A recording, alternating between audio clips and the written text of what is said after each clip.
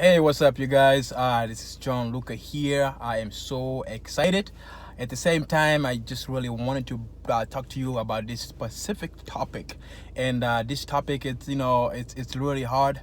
But I wanted to talk to you about working with an end buyer, working with an end buyer if you're trying to do wholesaling. Okay, so I am dealing right now with a situation where I have a property under contract, and I am working with an end buyer that I've been working with. He has maybe bought a few properties for me actually, but for this particular property, I had just put down $1,000 deposit. And decided not to collect the honest money deposit from him right away, and I told him to bring it to the title company. So biggest mistake I did is tell him that that we've worked together for a while and I really trust him because he has closed so many properties with me. But I want to tell you this from today on, that if you're watching this, if you're working with an end buyer, no matter how much you trust them, no matter how many deals you've done together, because I've maybe done 5 deals with this end buyer and his partner, but I'm dealing with this particular issue right now. And the issue is the guy had signed the contract, but he keeps on postponing the closing date, and my date with the seller is being extended because I'm working with a really good seller and I've built a really good relationship with him. The seller continues to extend he continued to extend that contract.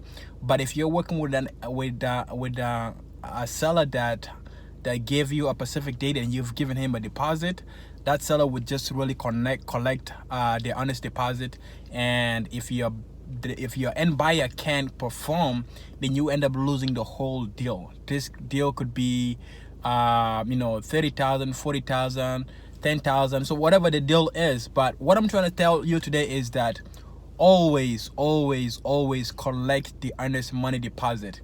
Make sure when they sign that, make sure when your end buyer signs that contract that he is gonna be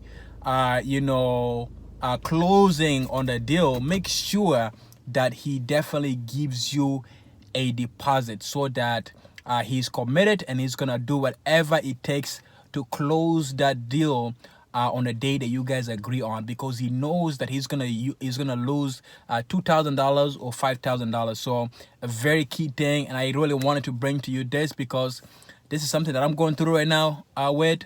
Luckily, I can close on that property myself, and wait for him to either come and close it, or I can list that property on the market. Luckily, by God's grace, that's my story. But for all of you that are watching, you're working with an end buyer, doing real estate wholesaling, make sure get the honest money deposit and make sure that the day that you guys agree on is firm. I'm not saying don't extend the dates. If you're working with an end buyer, things do happen. Real estate is what it is. Things do happen, but make sure that you're working with an honest end buyer and they will perform on what they say they will do. And if they can't, then they lose the earnest money deposit. So right now what I'm doing is basically gonna be telling the end buyer to give me that $1,000, just for the respect of us putting him wasting my time. And if he cannot perform in the next 3 days, I'm gonna tell him, you know what, I have found another end buyer and I am going to be going with him because our contract with him has already expired, because he kept on postponing. So guys, just for the sake of this video, I'm going to cut it short. This is something that I'm going through in my business with one of the deals that I have on a contract. So watch who you're working with. Be careful who you're working with. Make sure you don't lose any deals because you're working with the wrong end buyer. All right, God bless you. It's a great day, a blessed day. Let's go do more deals, and let's go do more deals together. If you live in the New England area, if you have properties under contract that you want me to work with, if you want any kind of help, DM me as well.